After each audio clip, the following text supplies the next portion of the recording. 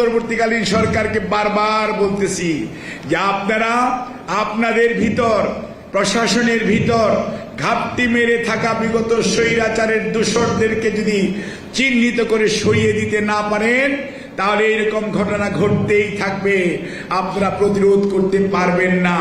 কাজে সিদ্ধান্ত নিতে হবে। বাংলায় একটা প্রবাদ আছে, বিড়াল নাকি প্রথম রাত্রেই মারতে হয়। বাংলাদেশেও একটা উদাহরণ আছে। লতিফুর রহমান নামে একজন বিচারপতি ছিলেন, তত্ত্বাবধায়ক সরকারের প্রধান উপদেষ্টা। উনিও কিন্তু বিড়াল প্রথম রাত্রে মেরেছিলেন দেখেই জাতীয় নির্বাচন পরবর্তীতে আপনার নিরপেক্ষ হয়েছিল। কাজে মনে রাখতে হবে, আমরা ইউনূস স্যারের প্রতি এ দেশবাসীর, পৃথিবীর মানুষের আস্থা আছে। সরকারকে সহযোগিতা করছে দেশের মানুষ, মানে একদম নিঃশর্তভাবে।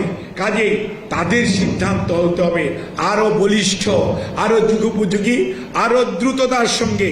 তা না হলে কোন অবস্থাতেই ওই সমস্ত স্বৈরাচারের দোসররা যারা প্রশাসনের বিভিন্ন পর্যায়ে আজকে ঘাপটি মেরে আছে, তারা কিন্তু ফনা তোলার জন্য এবং আপনাকে বিভ্রান্ত করার জন্য চেষ্টা করছে, করবে, করতেই থাকবে। কাজেই তাদের বিষ দাঁত যদি ভেঙে দিতে হয়, দোসরদেরকে আইডেন্টিফাই করুন। রাজনীতি দলের পিছনে লাগার দরকার নাই বন্ধুরা। আপনারা আপনাদের ভিতর ঘাপটি মেরে থাকা স্বৈরাচারের দোসরদের পিছনে লাগুন এবং তাদেরকে প্রশাসন থেকে এবং আপনাদের আশপাশ থেকে সরিয়ে দেন। দেশের মানুষের আকাঙ্ক্ষা বোঝার চেষ্টা করুন, দেশের মানুষকে তার অধিকার দ্রুততার সঙ্গে ফেরত দেওয়ার চেষ্টা করুন। তাহলে মানুষ আপনাদেরকে সাধুবাদ জানাবে, ইতিহাসে আপনারা তখন ইতিহাস আপনাদেরকে ধারণ করবে। আর যদি তা না হয়, লক্ষণ সেনকেও যেমন ইতিহাস ধারণ করে নাই, পতিত স্বৈরাচার পলায়ন করেছে, যতই হম্বিতম্বি করুক হিটলারও ফিরত আসে নাই, তার বংশধররাও আসে নাই।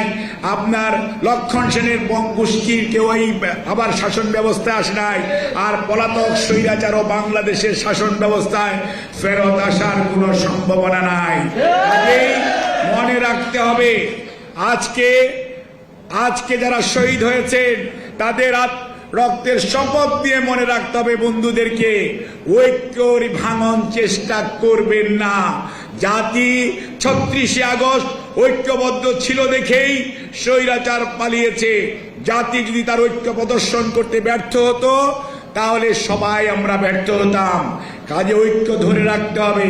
ধরে রাখার জন্য যেটি প্রয়োজন, কমন এনিমি যেটি, সেটি আইডেন্টিফাই করুন এবং দ্রুততার সঙ্গে জনগণকে তার অধিকার আদায়ের সুযোগ দিন, প্রয়োগের সুযোগ দিন। জনগণ সিদ্ধান্ত নেবে দেশ কোন পথে যাবে, দেশ কাদেরকে ধারণ করবে, আগামী দিনের বাংলাদেশ কেমন হবে।